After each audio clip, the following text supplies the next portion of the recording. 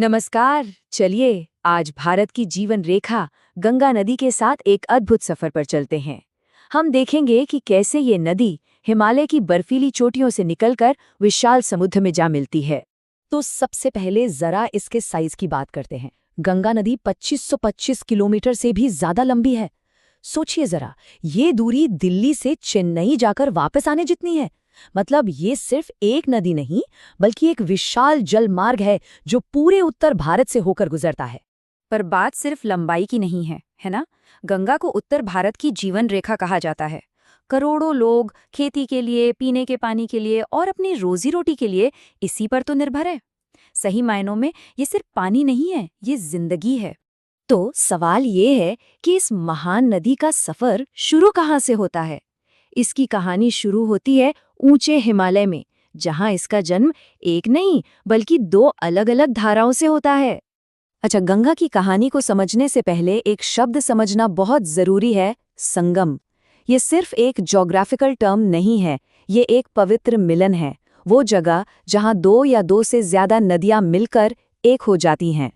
तो गंगा का जन्म एक बहुत ही अनोखे संगम पर होता है। देखिए, एक तरफ से गंगोत्री ग्लेशियर से निकलकर आती है तेज तर्रार भागीरथी नदी, और दूसरी तरफ से सतोपंत ग्लेशियर से आती है शांत अलकनंदा।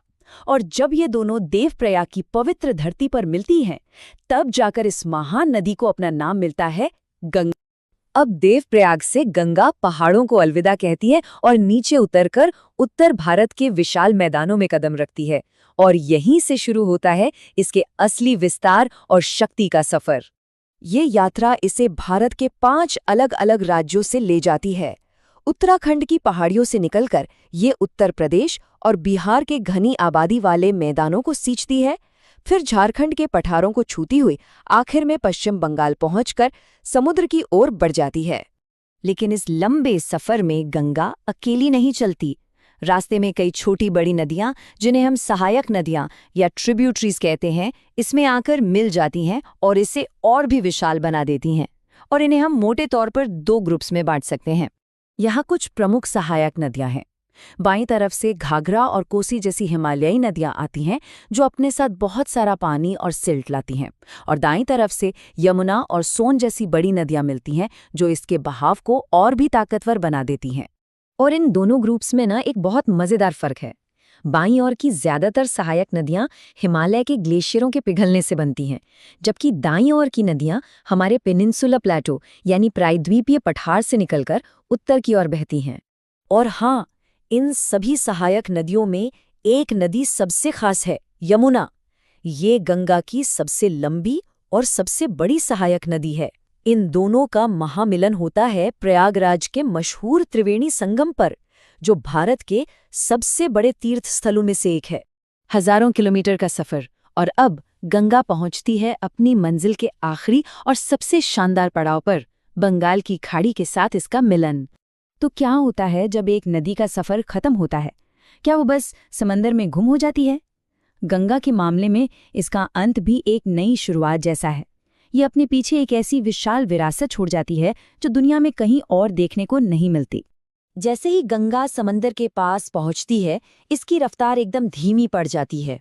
हजारों किलोमीटर से जो उपजाऊ मिट्टी और गाद ये अपने साथ लाई थी, उसे यहाँ जमा करना शुरू कर देती है। इसकी एक विशाल धारा हजारों छोटी छोटी धाराओं में बढ़ जाती है, ठीक वैसे ही जैसे किसी पेड़ की जड़ें जमीन में फैल जाती हैं। और इसी प्रक्रिया से जन्म होता है दुनिया के सबसे बड़े डेल्टा का, सुंदरबन। ये नदी के पूरे सफर का एक जीता जागता स्मारक है, जो रॉयल बंगाल टाइगर और न जाने कितने ही जीवों का घर है। लेकिन गंगा की कहानी सिर्फ भूगोल और नक्शों तक ही सीमित नहीं है। ये संस्कृति, आस्था और पहचान की कहानी भी है। ये नदी सिर्फ जमीन को ही नहीं, बल्कि करोड़ों लोगों के दिलों और आत्माओं को भी जोड़ती है। इसके किनारों पर भारत के कुछ सबसे पवित्र शहर बसे हैं। हरिद्वार, जहां गंगा पहली बार पहाड़ों से मैदान में कदम रखती है, प्रयागराज, जहां महाकुंभ लगता है, और वाराणसी, दुनिया के सबसे पुराने और जीवंत शहरों में से एक। हर साल करोड़ों श्रद्धालु इन घाटों पर आस्था की एक डुबकी लगाने आते हैं। 1 अरब से भी ज्यादा लोगों के लिए ये सिर्फ पानी का एक जरिया नहीं है, इसे एक जीवित देवी माँ गंगा के रूप में पूजा जाता है, जो पोषण करती है, पापों से मुक्त करती है और जीवन देती है। तो आखिर में ये सवाल फिर से मन में आता है कि गंगा सिर्फ एक नदी है या फिर ये भारत की आत्मा है जो सदियों से बह रही है। इसका जवाब शायद इसके बहते पानी की तरह ही गहरा और अनंत है।